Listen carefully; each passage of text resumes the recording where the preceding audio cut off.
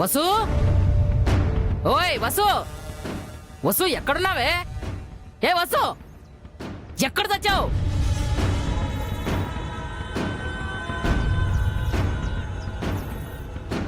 వచ్చావా నాన్నమ్మా? అయ్యో ఆలస్యమైందే. కొంచెం ముందుగా వచ్చుంటే బాగుండేది కదా. ఉండు, మంచినీళ్ళు తీసుకొస్తాను.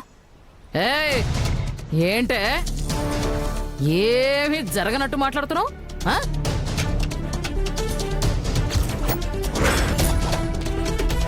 నిద్రలో నుండి లేవగానే అంతా ఒక పీడకల్లాగా ఉందా నీకు? ఆ జోగేంద్రగాడు నీ మెళ్ళో తాళి కట్టాలనుకున్నాడే, నువ్వు మాత్రం వాడిని చంపాలనుకున్నావా?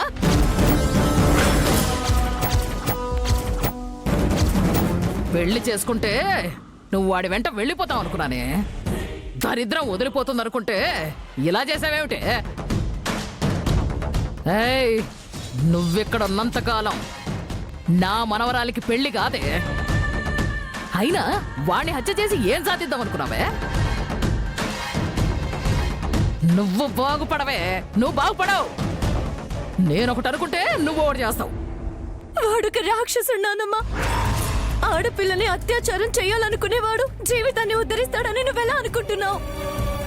అయినా నా మీద ఎందుకు నీకింత కక్ష? మా అమ్మ ఇంట్లో అడుగు పెట్టినప్పటి నుంచి మమ్మల్ని వేరుగానే చూసావు. అయినా సరే నేను చెల్లిని వేరుగా చూడలేదు. చెల్లెల కోసం ఏమైనా చేస్తాను. అబ్బా, త్యాగం చేస్తున్నానని చెప్పి హత్య చేయాలనుకున్నావు కదే. వాణ్ణి నువ్వు పెళ్లి చేసుకోవాలనుకున్నాడు. నువ్వు ఒప్పుకోవడం లేదని నిన్ను బలవంతంగానైనా తన వశం చేసుకోవాలనుకున్నాడే. కానీ నువ్వేం చేసావే మొద నష్టపోదానా? అర్థమైంది నాన్నమ్మ. వాణ్ణి ఉసిగొలిపింది కూడా నువ్వేనని. నాకు మత్తొచ్చేలా చేసి నా జీవితాన్ని పాడు చేయాలనుకున్నావు. కానీ నేను అన్నం తినలేదు. మీరు మత్తు మంది కలిపిన అన్నాన్ని అలేకే తిని మత్తులోకి జారుకుంది. అప్పుడే వాడు అలా చేశాడు. ఇంకా చూస్తావేమిటే? ఇప్పుడేం చేస్తావు? నీ వల్ల అలేఖ్య పెళ్లి ఆగిపోయిందనుకో, నిన్నేం చేస్తానో నాకే తెలీదు. అలేఖ్య పెళ్లి ఆనంద్ గారితోనే అవుతుంది నానమ్మ. ఎలా అవుతుంది? నువ్వు ఆ జోగేంద్ర గాని చంపాలని చూసావు. పేపర్లో వస్తే ఆ వార్త గుప్పు మందా. ఇంతకీ నా మనవరాలు ఎక్కడుంది? ప్రశాంతంగా పడుకుంది నానమ్మ. దానికంటే మహారాణి. నువ్వెక్కడా, నా మనవరాలెక్కడా?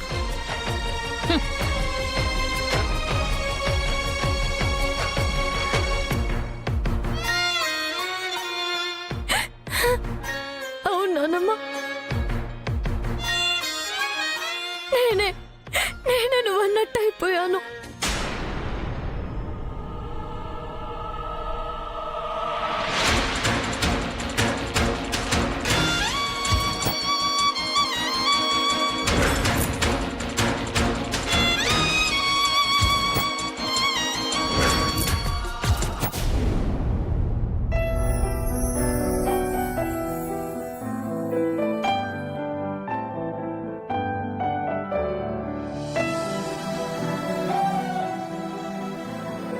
శ్రీరామచంద్రమూర్తి, ఈ కష్టాలన్నీ తీర్చడానికి నువ్వే వస్తావనుకున్నాను.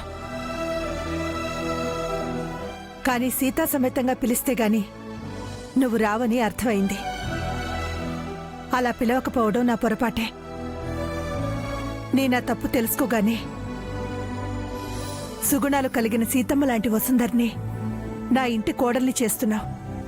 నేననుకున్నది నెరవేర్చినందుకు నీకు కృతజ్ఞతగా ఉంటాను స్వామి.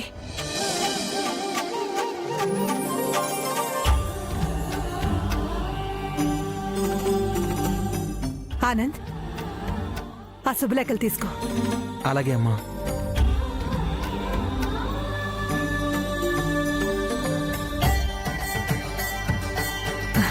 పద, తీసుకోండి.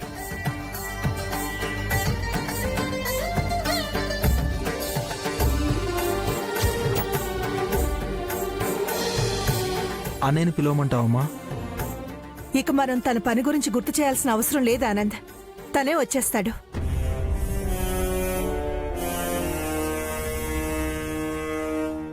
తను రాగానే వసుంధర ఇంటికి వెళ్దాం. మామ్, మామ్, బేబీ సుచిత్ర అత్తయ్య వాళ్ళు శుభలేఖలు తీసుకుని ఆ వసుంధర కొంపకి బయలుదేరారు మామ్. ఎక్కడికి వెళ్ళేది? మా అమ్మ నాకు ఇచ్చిన మాట గురించి ఈ రోజు వాళ్ళందరి ముందు నిలదీస్తాను. పద. ఉమ్.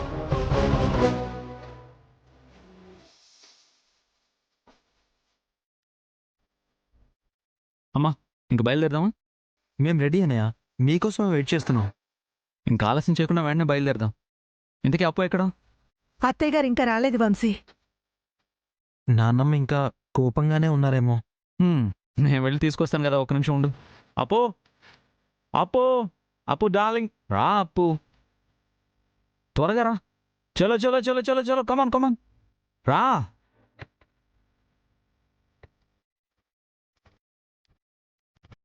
అత్తయ్య, ఈ ఇంట్లో జరిగే మొదటి శుభకార్యం మీ చేతుల మీదుగా ఘనంగా జరగాలి.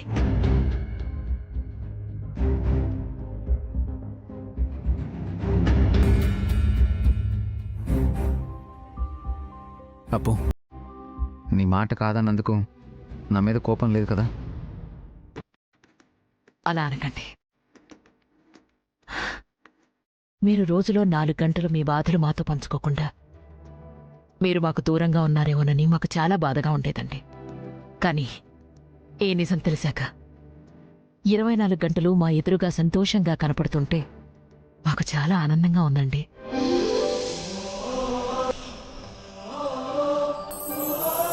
నన్ను అర్థం చేసుకున్నందుకు చాలా థ్యాంక్స్ అప్పు. ఏది ఏమైనా వంశీ పెళ్లి వసుంధరతో జరగాలి అనుకున్నాం. అదే జరుగుతుంది అత్తయ్య.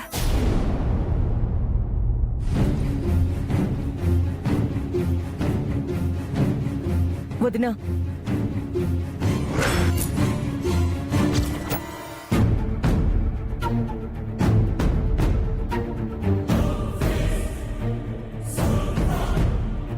వదినా, నీ కొడుకుతో నా కూతురు పెళ్లి జరగాలంటే ఏం చెయ్యాలి వదినా? మీ అందరి కాళ్ళు పట్టుకోవాలా, లేదా ఆ కాళ్ళు కడిగి నా నెత్తిని చల్లుకోవాలా? చెప్పు వదినా, ఏం చెయ్యాలో చెప్పు.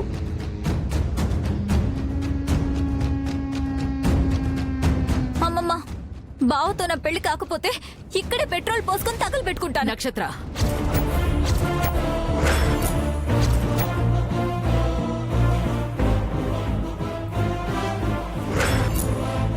నన్ను బెదిరించాలని చూడకు.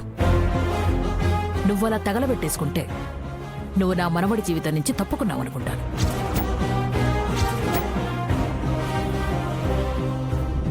అమ్మా, నువ్వు కూడా ఆ అర్హతతోనే ఇంకా మిమ్మల్ని ఇక్కడ ఉండనిచ్చాను. లేదంటే మీరు నా మనవడికి తలపెట్టిన ద్రోహానికి మిమ్మల్ని ఈ పాటికే చంపేసుండాలి. అంటే నాకిచ్చిన మాట మర్చిపోయావా అమ్మా? ఇంకోసారి ఆ మాట అంటే చంపేస్తాను.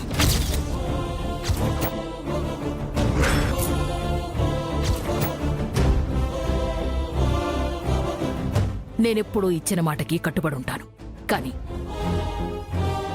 మీరు నా మనవణ్ణి వశం చేసుకోవడానికి నాకు తెలియకుండా ఎన్నో కుట్రలు పన్నారు. అంటే ఏంటమ్మా, నీ మనవరాలి జీవితం ఇలా మధ్యలో వదిలేస్తావా? చూడు, వంశీ పెళ్ళయ్యాక నేనే దగ్గరుండి ఒక యోగ్యుణ్ణి, బుద్ధిమంతుణ్ణి తీసుకొచ్చి నీ కూతురికి పెళ్లి చేస్తాను.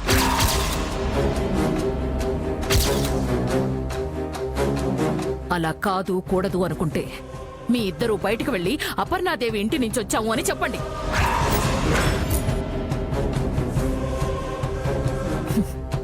నక్షత్రాన్ని పెళ్లి చేసుకోవడానికి చాలా మంది వస్తారు. ఇదే నేను మీకిస్తున్న చివరి అవకాశం.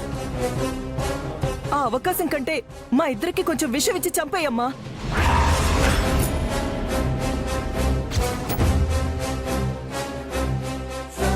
అత్తయ్య, నన్ను క్షమించాలి. నక్షత్ర నా అత్త కూతురని ఆట పట్టించాను, కానీ తనే నా జీవితంలో పెళ్లి కూతురుగా రావాలి అనుకోలేదు. నాకంటే చిన్నదే, నాతో చనువుగా ఉంటే సరదాగా ఉంటుంది అనుకున్నాను. తనే నా భార్యగా ఉండాలని నాకు ఏ రోజు అభిప్రాయం కలగలేదు.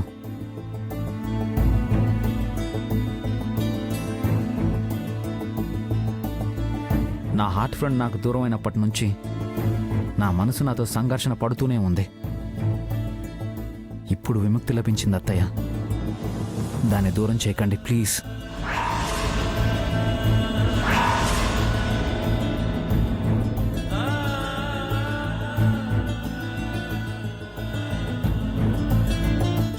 ఐఎమ్ సారీ నక్షత్ర. ఏమండి, మీరు వీళ్ళకి సారీ చెప్పకండి. ఆ తప్పు మీరు చేసిన వాళ్ళవుతారు. మీరు కోరుకున్న వసుంధరతోనే మీ పెళ్లి జరుగుతుంది. ఇక నీకు కళ్యాణం బొట్టు పెట్టుకునే యోగ్యం లేదు, పదవే. అది కాదు మామ్. టైం అవుతుంది, ఇక మనం బయలుదేరదాం నానమ్మ.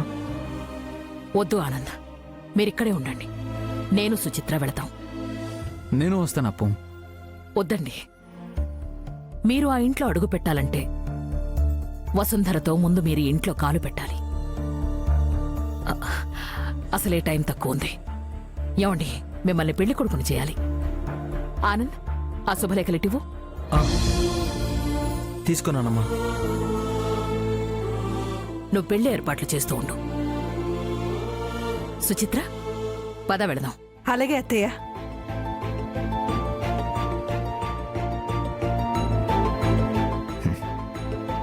అనయ్య, మీకు అప్పుడే పెళ్లి కల వచ్చేసింది.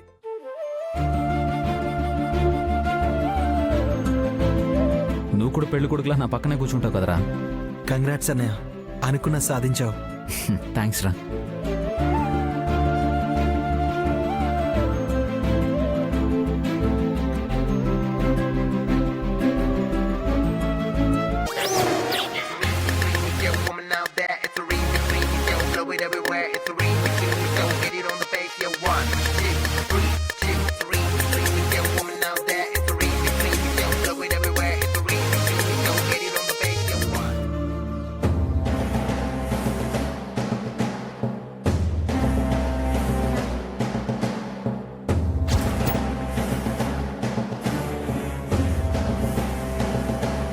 రండి బాబు, రండి.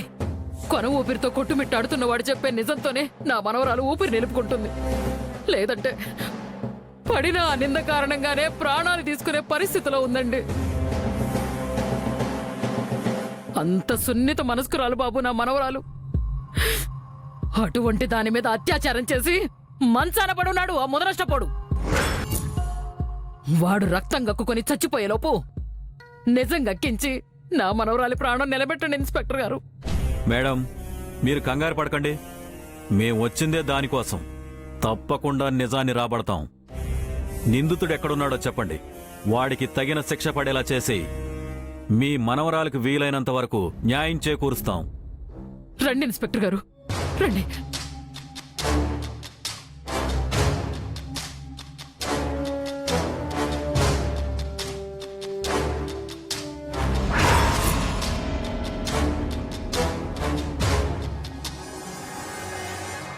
మిస్టర్ జోగేంద్ర, ఈ అత్యాచారానికి ఎందుకు పాల్పడ్డావు? నువ్వు చేసిన అఘాయిత్యం వల్ల ఒక అమ్మాయి నిండు జీవితం బలైపోయింది. ఒక అమ్మాయి జీవితం నాశనం చేసి నువ్వెలా బతకగలననుకున్నావు? అత్యాచారానికి ముందు జరిగిన ఇంకో తప్పు గురించి చెప్పాలి. ఏంటా తప్పు? దేని గురించి, ఎవరి గురించి? వసు గురించి. ఏం చెప్పాలనుకుంటున్నావో తొందరగా చెప్పు. చెప్పండి. వసు. చెప్పండి వసు. తనని నాశనం చేశాను. నా మనవరాలి జీవితం నాశనం చేసావు కదరా ముదనష్టపోడా. నీకు మేమేమన్యాయం చేసావురా? నిన్నిలా కాదురా నిన్ను. అమ్మా మీరు ఆగండి. ఏదైనా ఉంటే బయటికి వెళ్ళి మాట్లాడుకోండి.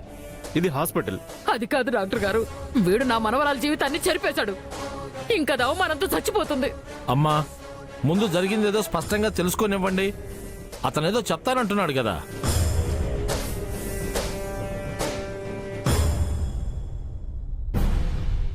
నువ్వు చెప్పాలనుకున్నది చెప్పరా.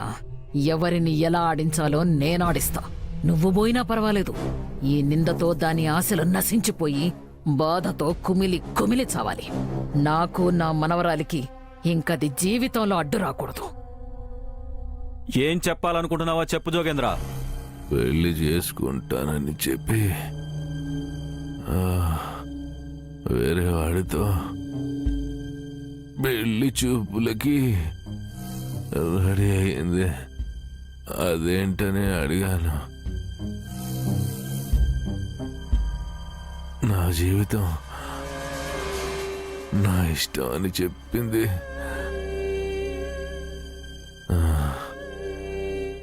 అందుకే నా ఇష్టం వచ్చినట్టు నేను చేశాను. తనని బలవంతం చేశాను. అంతా జరిగిపోయిన తర్వాత అది నన్ను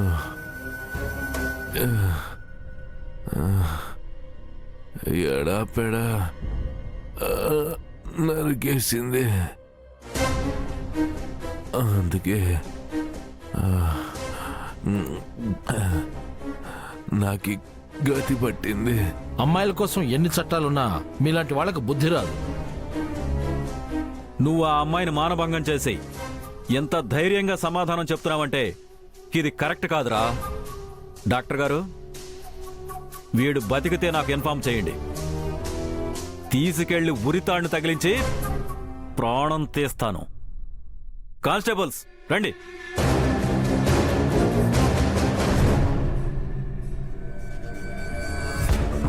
కాంతమ్మ గారు, మీరేం కంగారు పడకండి. త్వరలోనే వాడికి శిక్ష పడేలా చేస్తాం. వస్తానండి, రండి.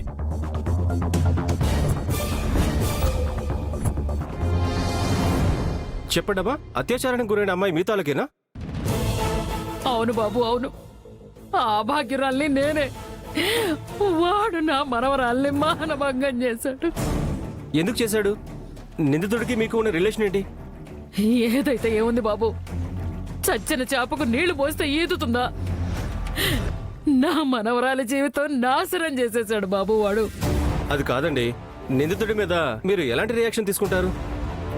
ఏం చేసినా నా మనవరాలి జీవితం మాత్రం చక్కదిద్దలేరు కదా.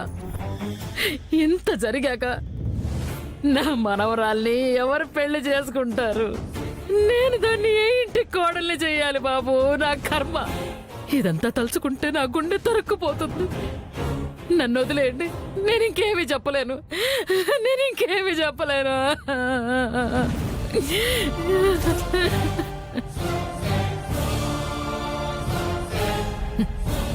జరిగిందేదో నా మంచికే జరిగింది. ఇదే అడ్డుగా పెట్టుకొని దాన్ని వంశీ ఇంటికి దూరం చెయ్యాలి. నా మనవరాల లేఖ్య ఆ ఇంట్లో కోడలిగా అడుగు పెట్టాలి.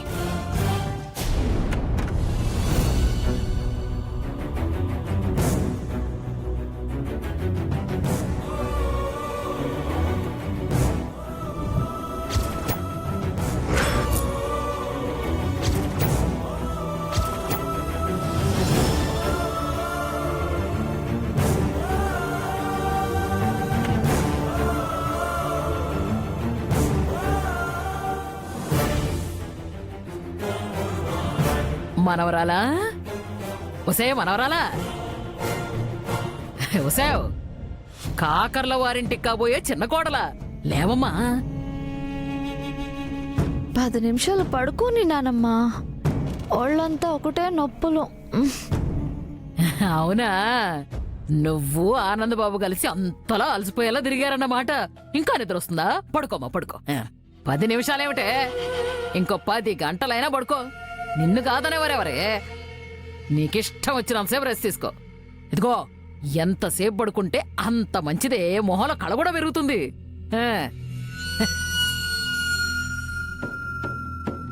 పడుకో.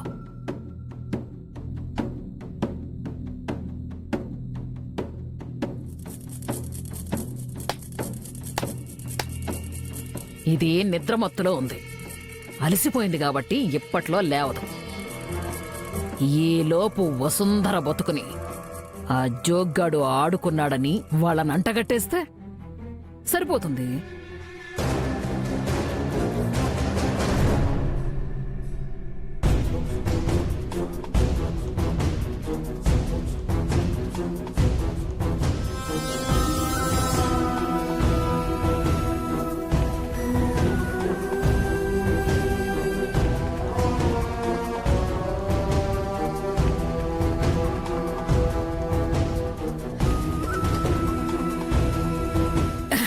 ఏంటే వసుంధరా, నిన్ను ప్రపంచం నుంచి వెలేసినట్టు, నువ్వు సర్వం కోల్పోయినట్టు, నీ మీద మేమేదో అందరం కక్ష సాధించినట్టుగా, నిన్ను మేమేదో బలిపసం చేసినట్టు ఇలా కూర్చున్నావేమిటే? ఆ? నానమ్మ అయ్యయ్యో, ఇంకేమైనా ఆయనమ్మా చేసిన వెధవ పనులన్నీ చేసేసి అప్పుడే గుర్తొచ్చేసినట్టు ఎంతో ఆప్యాయంగా నువ్వే దిక్కున్నానమ్మా అంటూ పిలుస్తున్నావు కదా.